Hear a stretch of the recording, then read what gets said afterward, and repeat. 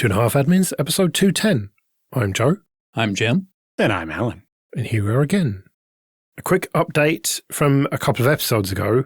It turns out your Ryzen 3000 series CPU, Jim, is going to get a patch for SinkClose after all. Yay! It's not a real big deal for the one personal machine that I have. It wasn't really in a position where I needed to be worried about that particular vulnerability regardless, but it's certainly nice not to be abandoned. Yeah, it's not clear if this is because of pressure from the community or if motherboard manufacturers finally got on board with the idea or what. I think we can safely say this is the result of consumer backlash regardless. Yeah. I mean, even if motherboard manufacturers were the blocking piece on that side of things, I don't see motherboard manufacturers deciding to bother cooperating for any other reason than massive community backlash. Yeah. But in more recent news, AMD's Ryzen 9000 processors turned out to benchmark not quite how AMD had said they would. This is an interesting one. Ultimately, and this shouldn't be any surprise to anybody who's been following CPU hardware over the last decade, the differences boil down to issues with branch prediction, and branch prediction working better in some scenarios than others. Specifically, AMD, when they were running their own in-house benchmarks on games, they were running them in administrator mode. And when run in administrator mode, they were getting better branch cache prediction and therefore higher performance than when not run in admin mode. Now, the big issue that I have here is that AMD, you know better. When I was testing CPUs professionally for Ars Technica from AMD and Intel, one of the things that I truly enjoyed about testing the AMD CPUs is every single time there wasn't any funny business. You know, when I ran my benchmarks, if they didn't come in really close and usually a little bit faster than AMD's, something was wrong on my end. I had done something wrong or gotten a bad part. Whereas when I tested Intel CPUs, oh man, nothing ever matched anything that Intel put out for promotional material because Intel was always trying to game everything as hard as humanly possible. So that brings us back to me being disappointed with AMD here. It might be fairly easy to think, oh, well, that's an innocent mistake. You know, they're just running the game, you know, as administrator or whatever, you know, blah, blah, blah. But like, no, they weren't doing that for any other reason than that they knew they'd get better numbers that way. They also know normal people do not right-click Cyberpunk 2077 and select run as administrator. So the fact that they were doing that to get the better numbers, and even if they were going to do that to get the better numbers, they should have been disclosing that up front, not waiting for people to say, hey, why are your benchmarks faster than mine? And really, they shouldn't have been doing it at all because, again, what we're coming down to is when you're benchmarking a game, you should be benchmarking it the same way that people actually playing the game will be running it. And again, you don't right-click your game and run it as administrator. It depends. A couple of games I do, but that's more about making sure I can capture my keyboard at different... Anyway. In AMD's defense, their kind of claim is that they use a framework to automate the benchmarks, and they ran that as administrator and didn't realize that by proxy that was going to start all the games as administrator because they weren't actually right-clicking and running the game that way. So their automation framework that was going to run all these benchmarks was doing it this other way and getting them different results. That's like me saying I didn't realize that doing a sudo su and then running my scripts would make everything run as root. Kind of. It is along those lines. And I think mostly it's... They said that, you know, the framework is older and, you know, when they updated it to work with newer Windows, they didn't consider all of the side effects and so on. But, you know, it really does go to show how hard benchmarking is and why you have to put in the effort to doing it right. And especially if you're going to publish results, it should maybe come with the instructions on how to recreate those results. Absolutely. It's like scientific papers, right? You don't just be like, oh, I did some tests and I got these results. It's like, here's how you can do the test and get the same result. And that's how we prove that my answer is right. Yep, 1000%. And, you know, my biggest problem with most people's benchmarks is they're not dealing with variables and reducing it down into something that anybody could go and get the same results with. But the good news is that when Windows 11 24H2 comes out later this year, there will be a fix for this, hopefully. Yeah, there are updates in Windows that provide better branch prediction stuff so that when running not in administrator mode, Windows gets some of the advantage that AMD was demonstrating in their benchmarks. But that version of Windows isn't out yet, unless you bought one of those Copilot PCs, but then you don't have an AMD CPU, and so it's not helping you. This kind of makes me wonder if you're actually better off with one of these processors right now on Linux running Proton with most games than actually running them natively under Windows. There's probably a good chance of that, especially since there's no word if this will ever come to Windows 10, and I wouldn't really count on either Microsoft or AMD to bother with that. But you have a lot more options when you have an operating system where you control what kernel it runs. My beef with AMD is I feel like, they should have been more careful. They should have figured this out. I'm willing to buy we didn't think about the framework running things with administrative privileges since it was running with administrative privileges as a mistake, but it's still not the kind of mistake you feel good about having to admit after you've made it. You know what I mean? And ultimately underneath that, what we're really talking about seems to me more to be an issue with Windows. If you're not getting the good branch prediction unless you're running things as administrator under Windows, that's kind of a Windows problem. And the fact that we're looking for, a Windows fix from Microsoft on the next version of Windows 11 kind of underscores that again. There's no guarantee that the branch cache prediction is working better under the Linux kernel, but I don't find it real hard to imagine that this was very specifically a Windows problem. We talk about ZFS all the time, but it turns out we should have been talking about Bcachefs. That's amazing, isn't it? Oh no, hang on. Linus Torvalds begins expressing regrets merging Bcachefs into the kernel. Now, this is an interesting one. To be fair, Torvalds is not expressing regret at merging Bcache because Bcache sucks. He's expressing regret at merging Bcachefs because the Bcachefs devs don't seem to understand the concept of you have to stop developing new features when we're in this part of the kernel release cycle. When the kernel freeze hits, you stop trying to push new features. You stop trying to, make sweeping changes to things outside your particular, area of the kernel. You got to calm the hell down until that kernel can actually get released. And the Bcachefs devs appear to have been doing no such thing. At least that's certainly what Torvalds is screaming about. And I can't really blame him for that. The folks over on the Bcache side of things, including Kent himself, have pushed back and said, look, Bcachefs is already more stable than butter, because one of the things that Torvalds had said is that this is experimental. Everybody who uses this is their own individual experimental site, so you can't ask for any special privileges when you're in the middle of what should be a kernel dev freeze. That's the thing, though. It's not really about stability in this particular case. I can't speak personally to whether Bcachefs is more stable than butter. It doesn't seem like it would be a difficult thing to accomplish, but I haven't actually used it, so I don't know, and I'm not making that claim. However, again, I gotta say I'm 100% on Linus's side on this one. He is correct to be pissed off about this. If you've got people who aren't honoring a dev freeze so that you can get a release out the door, those people need to get smacked hard with a LART. For those of you who don't have the gray beards on myself or Alan, LART, by the way, is an acronym for Loser Attitude Readjustment Tool. Kind of similar to a clue by 4, but slightly different. So Linus is in the middle of basically release candidate 5 of 6.11, and the Bcachefs developers show up with a big patch, thousands of lines, or 1,000 plus lines of changes for what is supposed to be a fix. But really what it is actually, this is all the stuff we were going to try to get into 6.12, but some people found a bug and we want to bring in all those changes now instead in order to ship the bug fix. And it's I'm pretty sure you could solve the bug without using the newer version of the software. But this is a very common thing we see even when there's a security vulnerability in a piece of software. They don't bring back just a fix for the one bug into the version that everybody's using. They're we've released the new version with some of the features that we finished, and maybe they're not even tested that well, but it does include the bug fix, and the only way to get the bug fix is to upgrade. And they're guilty of doing almost that same thing here, and Linus is I can't merge something this big when we're already at the RC5 state of the release, right? Release candidate means that if nobody finds a bug, this is the version we're shipping.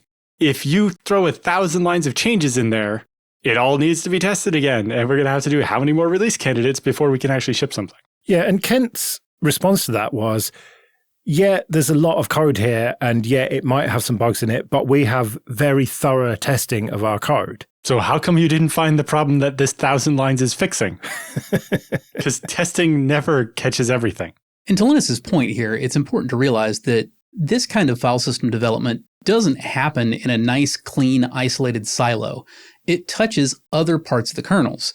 some of the code that the Bcachefs devs were, submitting PRs for isn't really inside Bcachefs. They're looking to update other parts of the kernel as well. It's more of a cooperative effort than, like a bunch of code monkeys in the late 90s sitting in isolated cubicles hammering Java and hoping it all works, together at the end.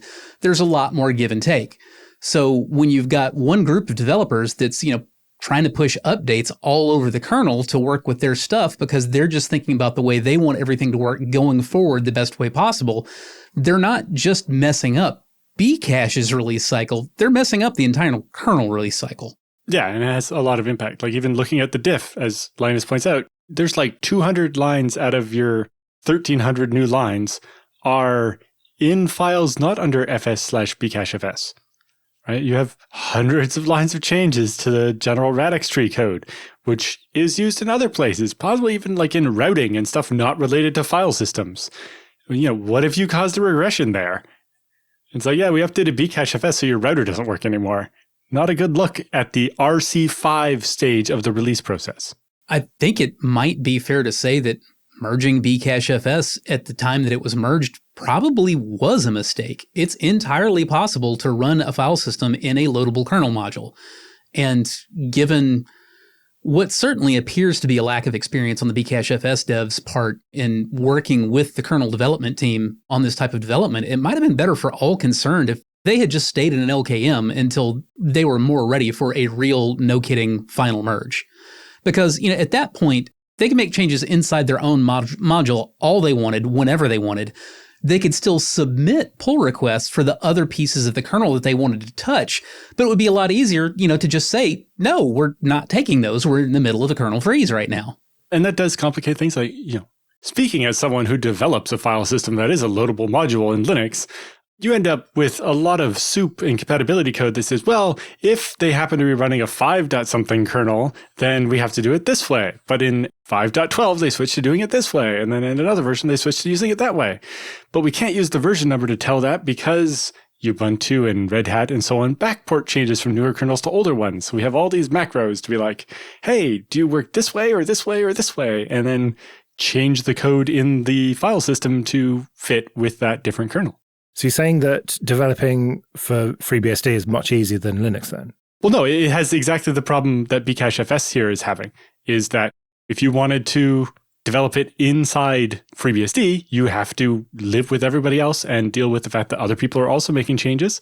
And you can't make changes like this during the release cycle, right? In FreeBSD, we have a long development period where people are making changes. And then we have a short slush period where we ask you to stop making big changes and we're focused on stabilizing the stuff. And then we do the betas and then the release candidates. And if you show up with a bug fix during the release candidate, it better be very small and fix that one bug and not break anything else. Or no, it'll have to wait for the next release to get fixed. You can't just show up with 1,300 lines of code and be like, yeah, we'd like to add this in the last release candidate right before the release without a lot of extra testing. Okay, this episode is sponsored by people who support us with PayPal and Patreon.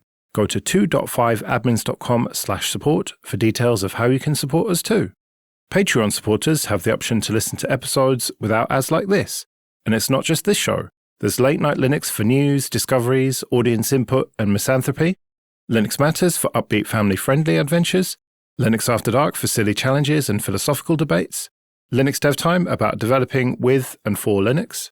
Hybrid Cloud Show for everything public and private cloud, and Ask the Hosts for off-topic questions from you. You can even get some episodes a bit early. We've got a lot going on, and it's only possible because of the people who support us.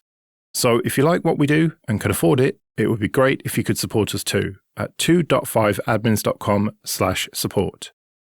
After Cybersecurity Lab won't use antivirus software, US accuses Georgia Tech of fraud.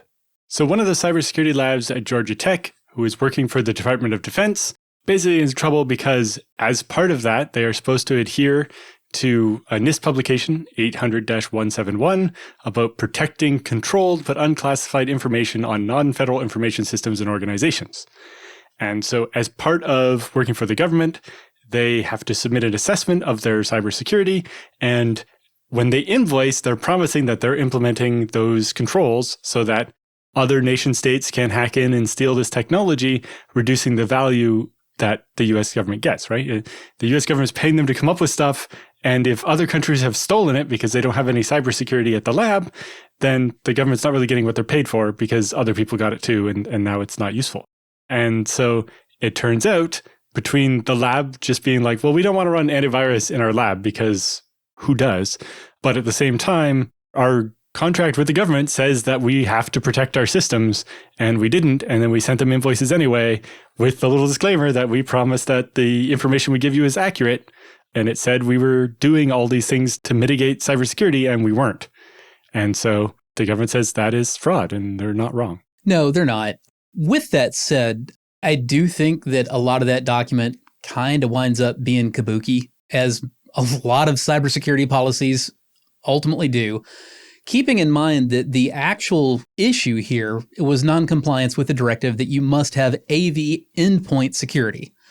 Part of the reason that this flew for a long time is because the DoD has been largely speaking to the entire university and saying, hey, entire university, self-assess your practices and procedures and report back to us.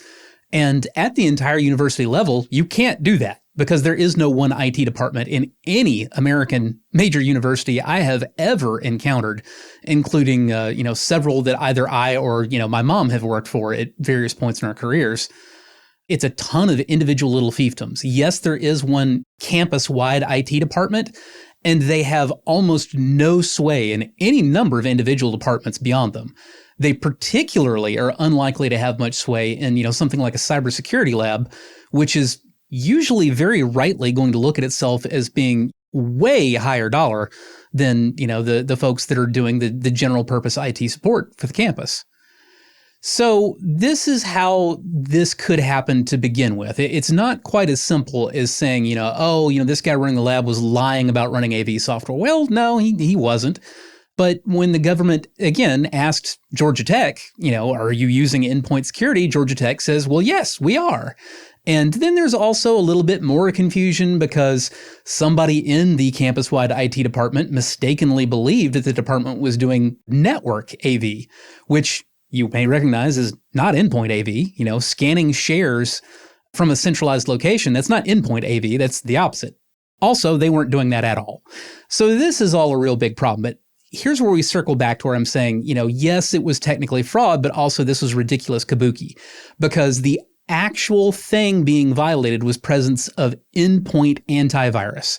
And if you think installing a copy of McAfee was going to keep a nation state out of a cybersecurity lab, I got news for you. That's not what installing McAfee on a machine is for.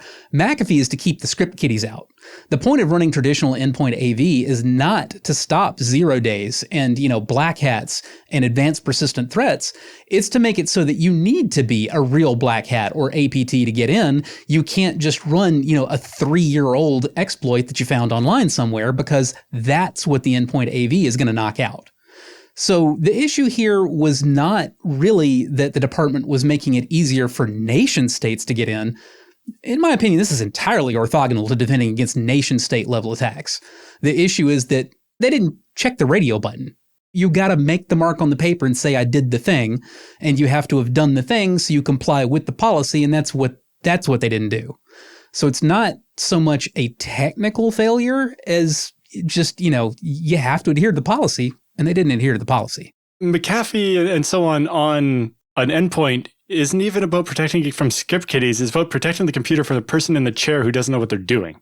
It's not even going to protect against remote exploits and so on. It's just to stop the person sitting at the machine from downloading that file from the Google results for a screensaver and so on. Right, but it's still only going to stop that either, typically, if it's an older, very well-known exploit. That's not going to stop somebody from clicking the shiny link when there's an APT on the other side of that shiny link looking to get in. For sure. So the way this works is that NIST specification I mentioned earlier has like 110 criteria that you have to say whether or not you implement. And there are mitigations. So if you can't run antivirus because whatever reason you have, then as long as you do some of these other things, then it's okay. And as Jim mentioned, this is all self-assessed. The biggest problem comes from, yes, like you said, each different department or research lab in the university wants to be its own separate thing, its own fiefdom. And so when Georgia Tech submitted an, quote, overall security plan for the whole campus, claiming a score of 98 out of 110, it turns out that didn't reflect reality of anything. It was kind of like the best case of all the different things we do in the different places. That reflected the reality of the interior of somebody's butt where that emerged from. Yeah. So the quote from the government here is, the enterprise level score of 98 that Georgia Tech and the GTRC submitted to the Department of Defense in December of 2020 is false. It does not reflect a score of any information system used to process, store, or transmit controlled defense information in connection with the defendant's DoD contracts, and therefore this is fraud. Every time they sent us an invoice and claimed that our security score is 98, that was false. And we would like our money back, please. Yeah, if you agree in your contract to terms, even if those terms are bullshit, you've still got to do the thing. 100% agreed. I do think it's worth pointing out the differences between compliance failure and actual security failure. And I think this was vastly more of a compliance failure issue than an actual security failure issue. To go so far as to charge the university with fraud, I do wonder if there was an incident that they're not talking about where security was actually compromised, and it turns out during the investigation they found the university did, or the research lab people did nothing to try to protect the network, and that's why they're pushing it this far. But then there's also others saying it's just like, yeah, the DoD wants everybody to take it seriously, so they've just picked someone to pick on. Both Georgia Tech and the government went to great pains repeatedly to state how averse Dr. Antonikakis was to running AV. And they point out that after the threat of a fraud charge came in, all of a sudden, poof, overnight, AV endpoints installed on every machine in the lab. It didn't even go that far. It was as soon as the administrators at the university said, we're not going to keep billing the government because we're worried that we're making this false assessment. And it seems that might actually be what made the DoD look at us. But yeah, they installed antivirus before the lawsuit even, as soon as the chance of their money, the taps got turned off. That's an excellent correction, but it actually just makes the point that I was trying to work to even more strongly, which is that there might have been some larger incident, but this whole thing reads to me like this was just a really, really stubborn senior professor who did not want to do the thing to tick the compliance checkbox.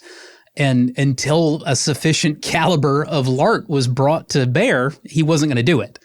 And, whether it was the potential of a fraud charge or whether it was, literally just we're not going to bill and you're not going to get your grant money, like that was what it took to get him to stop stubborning up and just go ahead and install whatever probably garbagey AV Georgia Tech is using.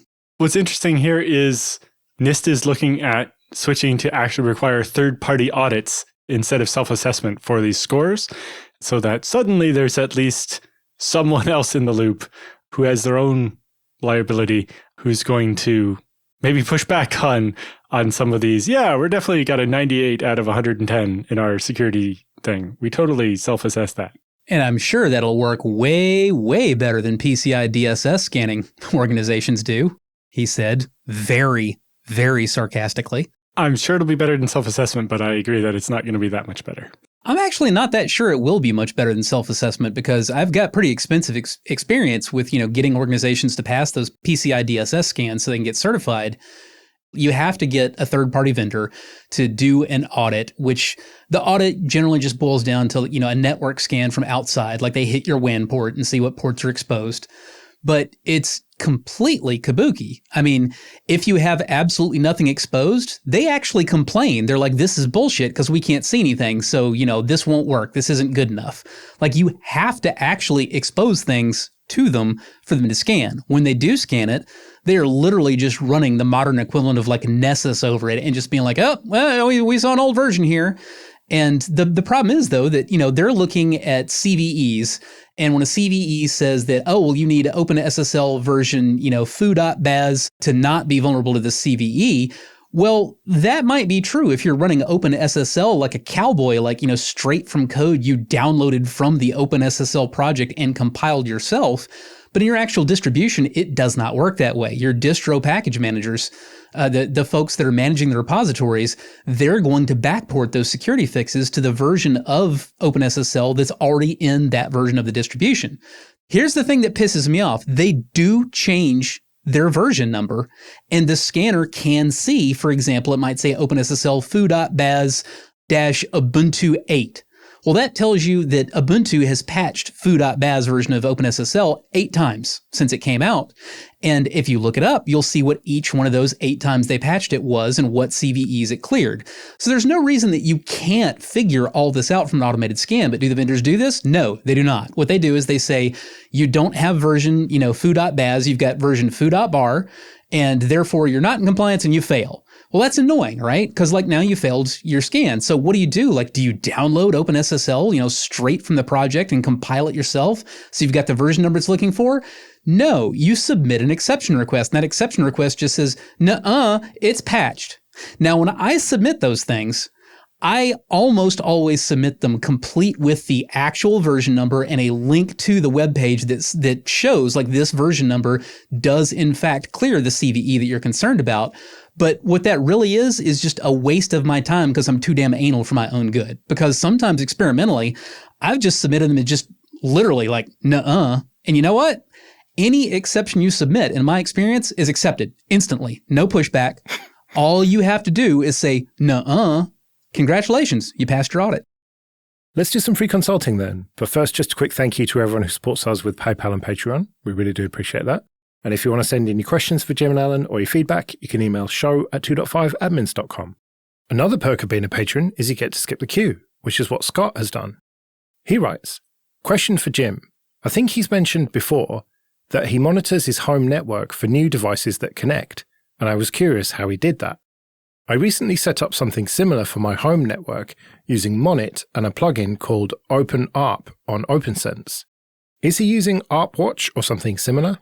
So far, this setup is working well, but I do need to go around and disable MAC address randomization on all my mobile devices. Well, unfortunately, Scott, I'm about to disappoint you greatly. I'm actually not even monitoring for new devices connecting at all anymore. When I was, it was because I had a device called Monitor.io, which is an Internet of Things device released several years ago. I reviewed the device for Ars Technica. I thought it was going to be absolute garbage and I was just going to be tearing it apart. And I found out that actually it was a really great device that offered a lot of really great services, one of which was the kind of, monitoring for devices and being able to see what's going on in your network. The overall purpose of the project was to give you a better idea of when your internet connection sucks, even if you're not a technical person. Like say that, you're away at a conference and your wife or, whoever, one of your kids is like, oh, the internet is slow. They can just go look at the screen of the Monitor.io gadget and see that it's orangey instead of green and be like, oh, yeah, the ISP is kind of having problems. Or they see it's red and they can tell you the screen is red. And that means the ISP isn't just slow, having latency issues, it's completely down. So there was lots of great functionality to this. Unfortunately, they didn't sell enough of the devices. The company went out of business several years later.